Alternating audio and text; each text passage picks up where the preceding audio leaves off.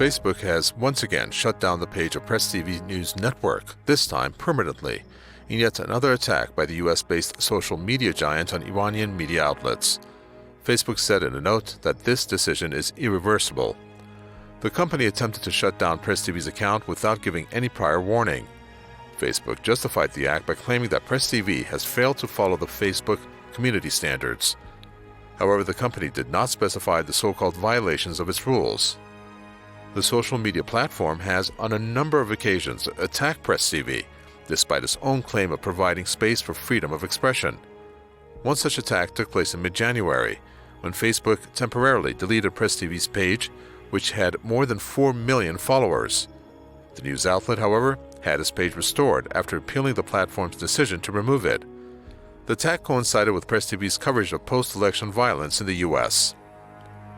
Press TV has repeatedly fallen victim to censorship, not just on Facebook but also on other fronts, including Twitter, Instagram, and YouTube. Over the past years, Facebook, along with other mentioned companies, have repeatedly targeted Press TV, among other media outlets of Iran and the countries critical of the West and the Israeli regime's occupation of Palestine. It appears that the UK has also followed in footsteps of the US when it comes to censoring media.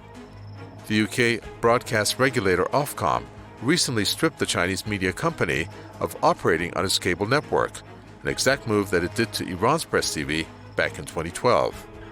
I think we need to recognize that in today's day and age, the various social media, in particular, we're talking about Facebook today, is being weaponized in the tools of the Western powers to actually try and make sure that the agendas that Western powers have are going to be promoted, and anyone that is resisting or saying different things to what the Western powers want to hear and want other people to hear outside, they're going to try and make sure that those voices are suppressed.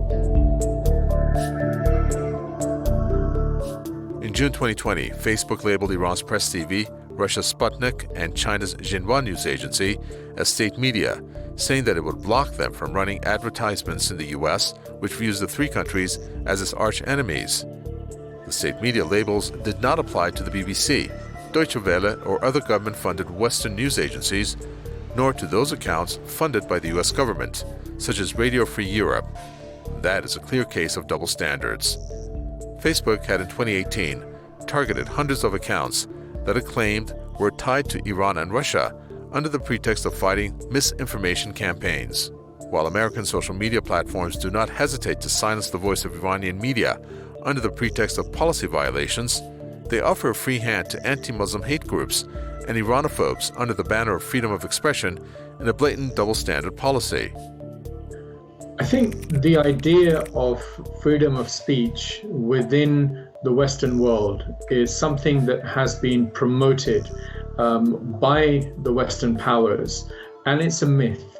When you look at the detail of what's actually going on in terms of what people are able to articulate and the parameters within which they're actually allowed to operate, what you see is that whatever the flavor of the month is, whatever the fashion is in terms of the political fashion about what should and should not be said, then if anyone goes outside of those parameters or criticizes things that are outside of those parameters that Western powers want to have criticized, and they will not allow that. Facebook and other Western social media networks have repeatedly attacked Iranian news networks like Press TV and Hispan TV. Yet their allegations have been baseless. Therefore, there's a clear case of double standards. Western media cannot stand those who are critical of their policies, those who speak the truth, and of those who are the voice of the voiceless, as Press TV's slogan goes.